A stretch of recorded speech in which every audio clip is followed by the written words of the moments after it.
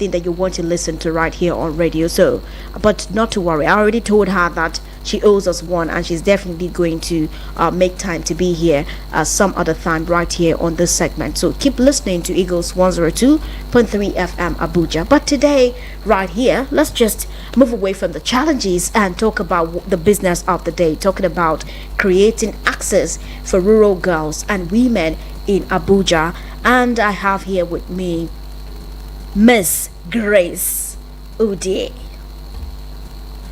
I don't know why. she likes to be very humble. Yes, she likes to be very humble, but she's an all-in-one kind of woman, you know, a one-in-all kind of woman. And she's one person that I would love you guys to listen to. So please keep listening. She is the communications officer for Gender Strategy Advancement International, a non-profit organization here in Nigeria, and she will be talking about creating access for rural girls and women. She's basically here to, you know, she's trying to fit in the shoes of our boss. So let's give her a run for her money and see whether she's good. But I trust her, she's going to do justice to that. So thank you so much, Miss Udie, for joining us this morning. How are you doing?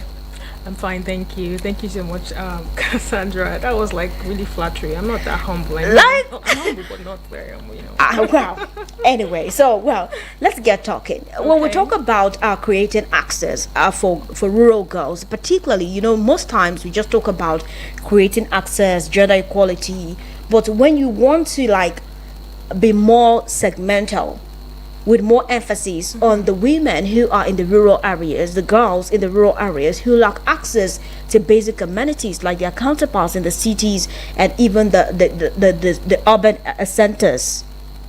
What do you think are those challenges, or what do you think are those primary barriers to education, basic access to healthcare, infrastructure, and so many other things when it comes to rural girls and women right here in Abuja? Okay, thank you so much for that. Just to correct you a little, all right, I'm actually the communication lead. Communications lead. My goodness, to put that out there. Okay, she's trying not to be humble. You know, I said she's humble, and well, she's anyway. Thank you so much for setting the record straight. Communications lead, yes, for the Gender Strategy Advancement International. Yes, she's here to talk about creating access for rural girls and women in Abuja.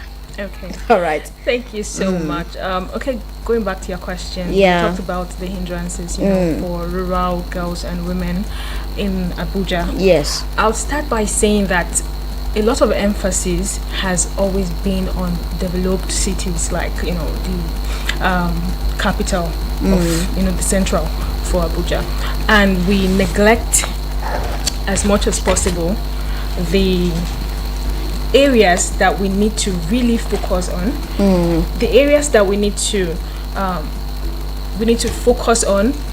Yeah. And these are areas like the Karishi communities, the Paiko communities. And why I say this is because there is a lot of limited access for women and girls, especially in these communities. We've done a lot of advocacies to these communities as, you know, an organization. And some of the outcomes of these visits to these communities are lack of access to education. Okay. From the investigations we carried out just recently, we discovered that there are low numbers of schools. Okay. Yes, low numbers of schools and accessibility for women and girls in these communities, especially the Paiko community, as I mentioned earlier. One of the outcome again was that, you know, even if there are schools, they are very far from their community. Yeah. So they have to trek all the way. You can imagine me trekking from Kara now. I'm going to Wuse. Just to get education. By the time you get to school, you're tired already. I mean, it's a lot of work. So I think that this is one of the hindrances to, you know, effective education, especially in the rural communities. And then narrowing it down to the health sectors. Yeah. Some of these communities as well in the rural areas do not even have something as little. It's not even little. Health health facilities are not supposed to be little. No, It's actually very basic, a like basic need. yeah. So Very how can important. you not have access to health in these communities where you even need to, cater for maternal health and so many other things that concerns women and girls. So these are barriers to sustainability in the rural communities, and I think we need to put an eye into that, because even if from one of the researches we did, I think there was a woman that said that she actually goes to the hospital, the federal hospital in Abuja, right there in their community, but she cannot afford it. I mean, how can you go to a federal hospital that is for you and you cannot afford it. the fee to that? We really need to look at all of these things. And even if you can afford it, there will be limited number of specialized nurses and doctors and all of that. So they have these big challenges, and it makes them feel that they are not included. Okay. There's a lot of discrimination. It always happens for women, and we know all of this. Yeah. So that's basically some of the hindrances to sustainability in rural communities. Now, I think that what you've said is basically an eye-opener, that apart from the fact that Abuja is the seat of power, there are still some areas that need to be touched, especially as regards creating access for girls and women right here in the FCT. Now, moving on to the next, I would ask, what do you think are some of those healthcare challenges that rural women and girls in Abuja face? Okay, can you just repeat your question? Like, what are some of those healthcare challenges that the women and girls in the rural communities in Abuja, what do you think are some of those healthcare challenges that they face? Okay, so like I said earlier, access to the health facilities, they are very few in number in these communities, and when health facilities are few or health organizations are few, thank God for some of these non-governmental organizations that are pushing forward for inclusion, especially when it comes to the health of people in the rural communities, or especially women and girls. When it comes to the number of health facilities in these rural communities, they are limited, right? You see, for instance, a group of or a community of about 250, just approximately 250,000. Just an estimate. So you have this number of people, and you just have two major health facilities for them to engage. What happens to those who have a major emergency? What happens to those who have conditions that they have to be in the hospital for a very long period of time? What happens to those people? So we need to look at areas. These are things that we need to actually look at, how we can extend or how we can increase the number of health facilities in these rural communities. And we need to also build and upgrade these healthcare centers, especially mobile health clinics and telemedicine services as well. And then another challenge is the maternal health challenge, which has to do with the rate that remains high due to access of skilled birth attendants, lack of prenatal care, and unsafe delivery conditions in these rural communities in Abuja. So these are the areas that we also need to look at. And the solution to that is to train and deploy more hands who have the capacity to be in this field. You know that. Yes. I'll share an example from one of our reports as well that we did. A lady complained that she was rushed to the hospital. This is a lady with disability. And why I'm bringing this up is because these are the most marginalized in the community. Yes, as even in the marginalized, they are still the most marginalized. Absolutely. So she shared her story, how she was rushed to the hospital, and she had to explain herself, and they asked her to go back home and bring her husband. He needs to sign this, he needs to sign that, and the complication was getting worse. She couldn't even she couldn't stand up straight, she was going through a whole lot of challenges. What is the first thing you do? Is not to examine her and know what is wrong with her actually first, so that you know the areas. Even if you're going to call someone to sign documents for her, you can be attending to her in that process. Then the person can meet up with you. This is an emergency, and this is the reason why most of the women with disabilities, the persons with disabilities per se, would always say that they are discriminated, because when they go to these facilities to gain access and gain gain healthcare provision and all of that, they are told to stay one side. Oh, because you're a person with disability, we can always attend to you anytime. When you're in the space that we are in, you would understand why we are pushing for their rights to be unleashed, to be heard, and we're pushing for more policies to be created for them to be included. Because if you listen to them, you would listen from a place of pain. And you listen from a place of, oh, I really want policies for these people. I really want them to be included in everything that has to do with the community, the policies, the laws, and all of that. So yeah, these are areas we need to look at.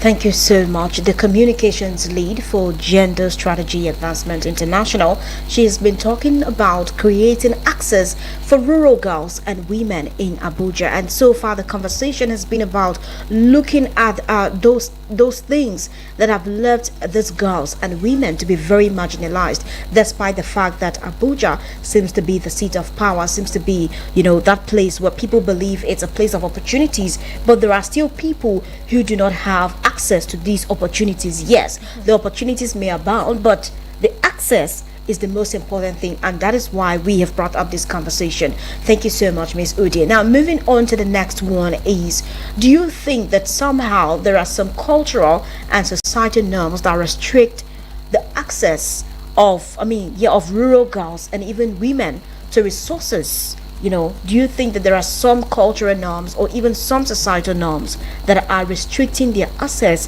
to some of these opportunities that they stand to benefit? Absolutely. Okay. I would say yes and yes again. Why? Because we are oriented by our past and how we evolved over the years. And you know very well that there were a lot of tribal and cultural norms that made women, or that assumed that women are supposed to not be in particular places, not be in particular. For instance, now there might be a culture that says that taking my pregnant wife to the hospital for antenatal is a crime in my community. It's possible, very possible. So yes, it still persists. This is the modern age and time, digital age and time, but it doesn't mean that those cultural and traditional norms that existed before now are not still there in this community. Especially, thank God we're having this conversation about the rural community, because these are the areas where we have, the mindsets of this. So first and foremost, we need to reorient. Okay. We need to change our perception about the society and the culture and the expectations for women and girls. This is a major limitation. Take for instance a project we're working on safe abortion, right? And you know that abortion in some communities and even in the law sometimes is a crime, right? It's not legalized. So for a woman who is seeking for help, when maybe she's raped, or she doesn't want to keep a baby, she doesn't really have full autonomy to her body, right? Because the law does not provide for her to just go ahead and abort the child. But this has to do with her personally. This has to do with her orientation. Oh, I don't want to keep this child. What if you now keep that child and then you allow the child grow up and then you hate the child? So now you're going to make the child live in so much pain from no access when you had a privilege, or you had the time to go about whatever you had to do to not keep that child. Now I'm not saying that. I know some people, what they call them, religious people, will come for me in this conversation, but this is the truth about it. If somebody says, oh, I'm not going to keep it, I was raped and I'm traumatized and I cannot and I will not, you should let the person do that. Why I'm bringing this up is because if the person decides to go with the unsafe way of abortion, it might lead to more maternal just because they are deaths. trying to hide. Do you understand? There's a lot of exposure, especially the women's body. You know how we are now. You have exposure to infections, and you can imagine how someone will now go through the whole process of inserting something to bring out the baby, just because of the kind of the norms, the cultural norms that are influenced. They'll be afraid to do it the right way because honestly, of what it's in the laws or the societal standards, yes, or judgment that are there. Yes, you can imagine going to the hospital and the nurse tells you, I want to carry out an abortion, and the nurse tells you, oh, we don't do that here. That's against the law. Is it good? You're judging the person. I mean, she has her reasons. She has the autonomy of her body. So these are one of the things that expose, women, especially when it comes to maternal health, to, some of these challenges in the rural communities. We need to look into that. All right. Thank you so much, Ms. Udie. Now, moving on to the other part is where I get to ask you, even though you hinted a little bit about challenging some of these cultural, religious, or even societal norms. How can we challenge some of them? Okay. The first thing we'll do is to go back to these grassroots communities. These are not negotiable. Okay. The conversations are not negotiable. Like my boss would always say, and I always listen to her in that light. Advocacy is key. And when you're going to advocate for a particular thing to rural communities, you should be intentional about the messaging, about the language, because there's no way that you're going to disorient or in just a day. Do you understand? It doesn't work. There is no way. It's not going to happen. Some people will keep telling you, I can't let my wife. This is how we do our own. This is what our forefathers did it. So so the first thing to do is to advocate for change, to take the story down back to the grassroots level, engage them in conversations, try as much as possible to reorient them into the modern age and time of the laws that are applicable for women and girls to access healthcare facilities, to access health provisions, and to also expand in the health areas in these rural communities. And then the second thing I'll say is the implementation of some of these laws. The laws have been there; they are always there. Like the VAP Act, which is the Violence Against Persons Prohibition Act, that has to protect the rights of women and girls, not just women and girls, everyone that has an issue of violence and all of that. So they need to implement some of these laws and put them into book and say, okay, if you are hindered by any of these challenges, this is this is what the consequences, or this is what you would need to do to defend yourself. This is how you would prevent yourself from some of these policies that protect and also influence and also bring everyone together, because that's how a society thrives. I mean, why would a society be a society when it's not inclusive of women, girls, and persons with disabilities majorly? So those are the areas to challenge these norms. Okay, now when you talk about laws, as much as we know that more can still be done when it comes to certain laws that would protect the rights or increase the access of women and girls, especially those in the rural areas, do you think the laws are just the problem? Because I have this belief that we are not just a place, we don't like the laws, but I think the implementation has always been the problem, where no matter the number of laws that you put in place, if there is no willingness, if there's no political will, if there's no collective idea that should be, then you would see that willingness for implementation would not be there. Absolutely. Like I said before, the laws are there. The laws have been there for a very long time, but have they been implemented? Now, I'll take you back to the need for representation of women in the political space. We're talking rural women here. And these rural women we are talking about, how many of them have you seen in the political space representing their communities? I see a lot of, I want to be involved. I want the conversations to go further. I want, but how are you going to be on that decision table, making table, when you don't even have access to political space? So I feel the need for more women to be represented in the political space.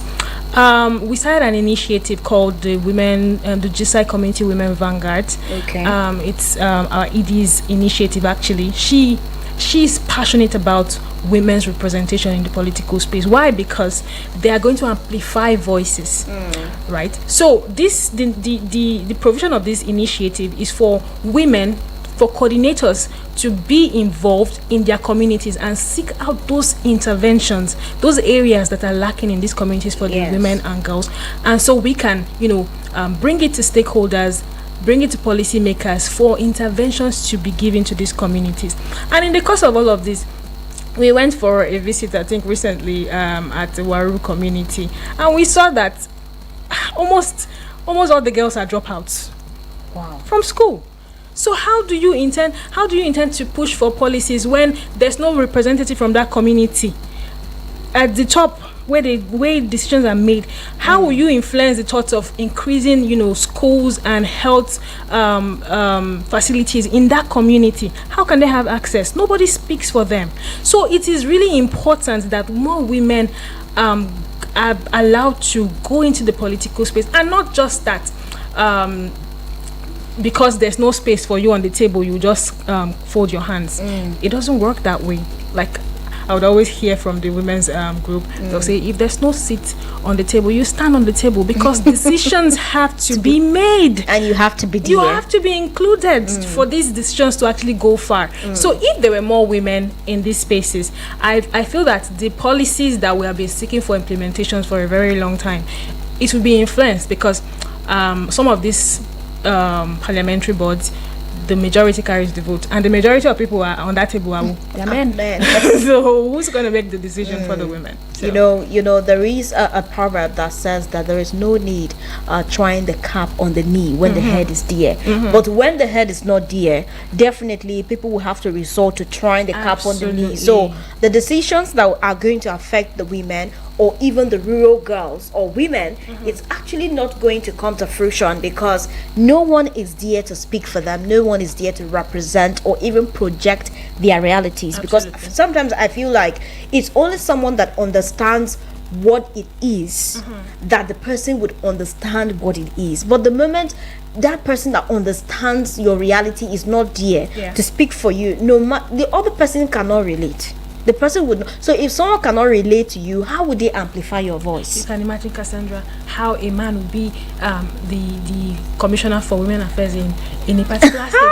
What decisions do you want to make for the women? Like, I feel like I'm quite uncomfortable the fact that even sometimes, most times all the positions are given, and then the women are now say women commissioner for women affairs.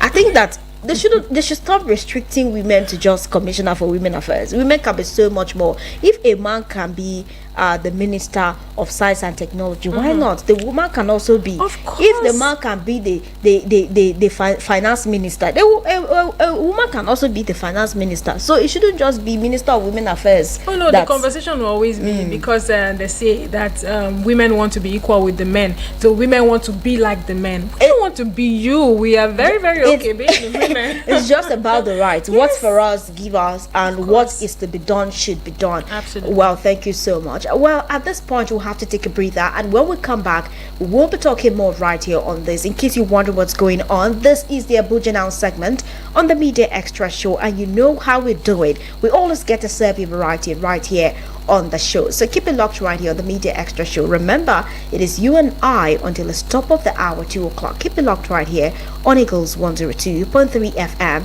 as we go for this commercial timeout. Eagles 102.3 FM, Abuja, here to stay.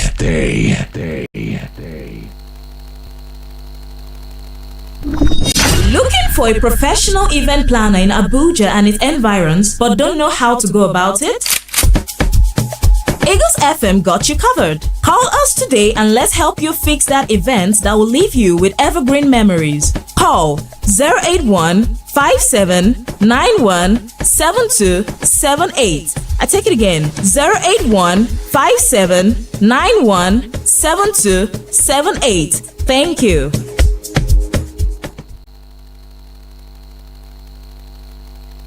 Get the desired clients for your business and service and get your phones buzzing. From the 1st of September to the 31st of December, you can advertise and reach a large audience with the Eagles FM Ember Months package. Advertise on any of our platforms and get a whopping 30% discount. That's right, 30% discount. For more information, please call 080 59198658 08059198658 or 08157917278 08157917278. The Eagles FM 102.3 FM Ember Package is a sure way to getting a wider clientele for your business and service.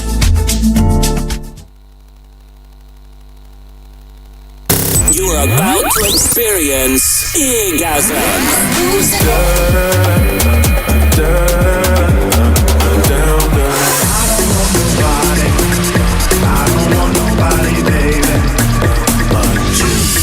On the Eagles 102.3 FM.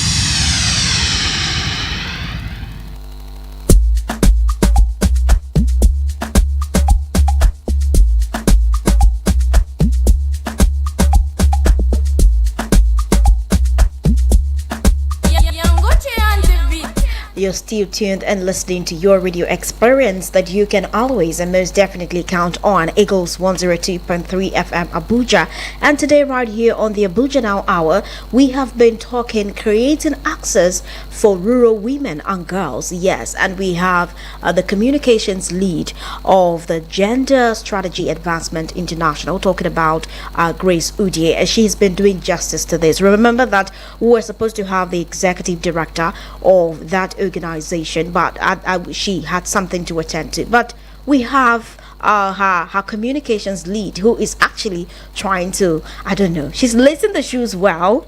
I don't know if she can take the shoes, but she's trying to lace the shoes well. So at the end of the day, let's see how it works. But she's been doing justice to it. You definitely would agree to that. And thank you so much for staying on the other side. And I've been telling her, I told her off air that her boss is owing us. So yes, because we've already told our audience that we are going to have her. So now we are going to let your word be your bond, and everyone is listening. The whole world is listening. So we are hoping to have your boss as well. But thank you so much. It's more like you are the forerunner. So you are laying the ground, and then we're expecting to have her as well. Thank you very much. And you've been doing so well, amazingly well.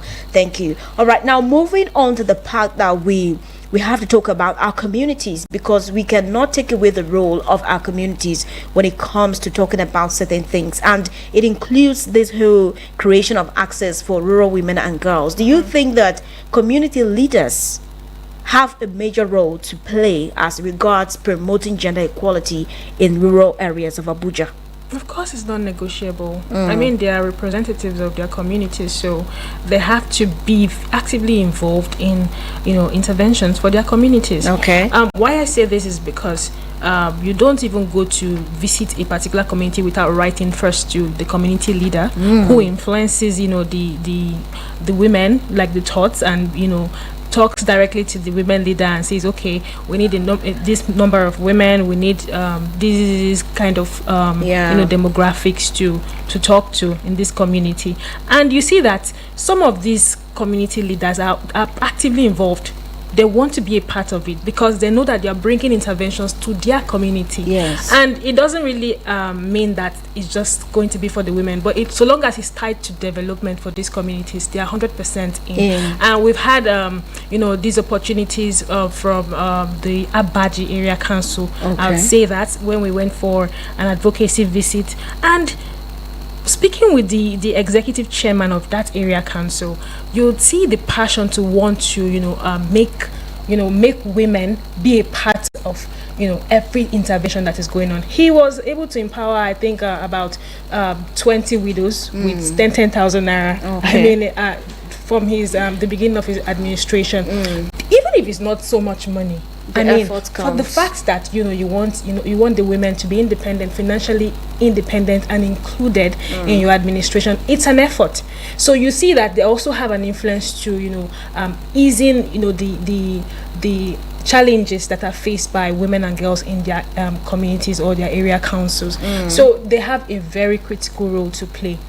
And some of these leaders in the rural communities are what was the word for this? They're like a role model Okay. for their women in the Okay. community. They look up to them. And so if you're going wrong, especially for a leader that is focused on development for his people, if you're going wrong as a woman or as a girl in that community, and people are looking for a way to call you back to to track, they can take it to the community leaders, take it to the head of those communities, and it influences change. So these community leaders, they have a very, very big part to play in involvement for women and girls in their communities. And also I would say that community leaders also have to collaborate. Okay. Yeah, as much as you want interventions will not always come to you to find you in your locality. So you already have an edge. You're already a leader. Yes. Your name is already there. So if you walk up to collaborate with ministries, collaborate with CSOs who are looking at how to improve those interventions in your community. First, I would say that you identify the areas you want interventions in those communities, especially within the FCT. We've seen that some of their community leaders are always actively trying to find out statistics of victims of gender-based violence, victims of dropout from schools, so that there will be something done in that regard to bring in interventions to the community. So the community leaders also have to be passionate about change. I mean, if you're not passionate about change, what are you doing on that seat? Of course. You have to take your people along, change the narrative for your women and your girls in your communities. Women are not limited to going to work on farms or going to, take care of the homes, or as much as some of these women really want to do that as life's, duty. It's not really like a responsibility, So, leaders, community leaders, they play a vital role in this. Right. Now, shifting the spotlight away from the community leaders and now coming back to the government, they would say has a major role in investing in rural infrastructure, talking about roads, electricity, internet, and all of that, because you give a very critical example that there are some communities here in Abuja that the girls there do not have access to road, to a proper road network, and the schools are so far that they have to work like from here to Wuse just to have access to education. So what do you think that the government can do to make that a little bit lighter or even better and inclusive for those rural girls and women? What can the government do? First of all, we should know that as much as we say that the government is not a benchmark or like a standpoint for all of these things to be achieved. Cannot do everything, but I think it starts with the government. It starts from there. Yes, from the top. If you keep collecting and not implementing, it won't show. And that is why we would always come out for those who are we're not seeing the efforts that you're making. First, they need to go back to the gender budgets. Anything that has to do with allocations for communities, the government has to go back to those budgets and analyze them and make them inclusive. Why I say this is because sometimes some of these allocations are actually approved from the top, but they do not get to these communities. People, yes. They do not get to these people. But what are they doing? What do you do to hold those people accountable for the actions they were supposed to have implemented, and you don't see it? Do you go to those communities to confirm if maybe there's been a school that they allocated funds to build in a particular community in the FCT? Do you go there to checkmate? Do you ask the people who are in charge of this if they were able to do it and how far they've been able to do it? Now, one thing I would always say is that it's okay to collect the money, right? We all see that you've collected the money, but when we will find a problem, when we will have a challenge, is when we don't see what you've done. Even if you want to eat the money, at least do something. Let us see that you are working for the roads. Now, for the community that has a school that is very, very, very far from their own community, that the girls have to trek all the way to another community to have schools. I'm very sure that there was an allocation for that particular community to have a school. And even if not like a major school, at least, I mean, how Something bad to make could it it closer be? to them, the proximity. Yes, how bad could it be? And you're even talking about the school. How about the road? Is it really accessible for them to even walk to that place? Is it safe? How about security? So government has a lot of work to do. And we, as individuals, we as rural people, because we are all attached to a community, We all come whether from a we village. like it or not. Yes, we all come from a We village. have to be able to hold the government accountable. And as much as we individuals want to hold the government accountable, what channels do we use? The media. See these conversations we're having now. I know they are listening. Government officials are listening to the conversations. So we have to inculcate and put it in their minds actively that the gender budgeting has to be reviewed, analyzed, and inclusive. Because if you don't include women and girls and persons with disabilities in that budgeting analysis, then you're getting it wrong. There's nothing you're actually doing. We can't see. You will just say, but we will not see. So the government actually has to do more. So how do we move from just seeing to saying and doing? How do we move from seeing, saying, and doing? We'll keep advocating. Okay. That's just what we'll keep doing, because we've been having conversations around this for a very long time, and we see that changes have actually been occurring in but some more of these. should be Yes, done. more has to be done, especially when it comes to advocating for policies and that's to take active responsibilities for their actions, whatever it is that you are supposed to achieve when you are in office, especially when you are in office on behalf of a particular group of people, the marginalized group of people. Let us see you do it. As much as you will keep saying I want to do it, let's work, let's get to work. It's okay to talk, but let's walk and talk. We'll keep Let's advocating. work. Let's talk the talk. Of course. And let's Yeah. do the talk. Thank you very It much. shouldn't just be about the talking.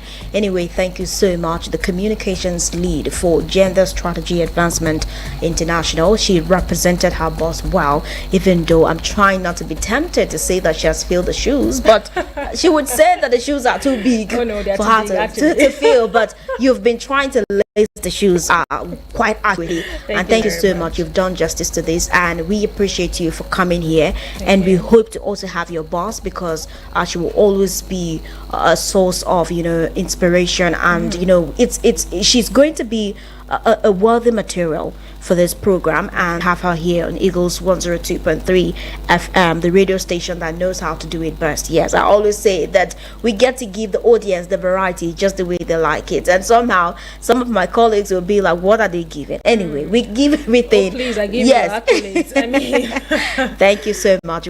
But honestly, thank you. You are doing an amazing job, and we hope that at the end of the day, the efforts will count, because it's always the efforts that count. And when we see the result, we will always be happy. And Eagles 102.3 FM Abuja will always be here to encourage. We always are here to encourage anything that will move development and, of course, bring the good cause to Nigeria. Thank you so much, Ms. Grace Udie, the communications lead for Gender Strategy Advancement International, for doing us the honor today right here. thank you so much for Thank having you. me. We hope to have you more right here.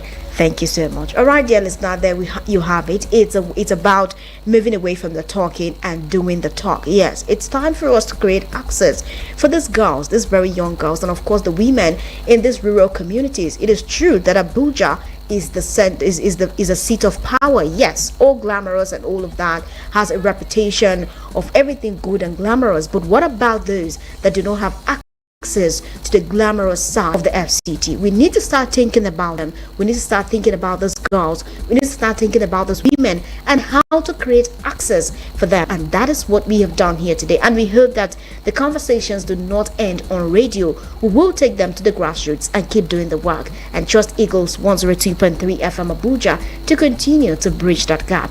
Thank you so much. I am Cassandra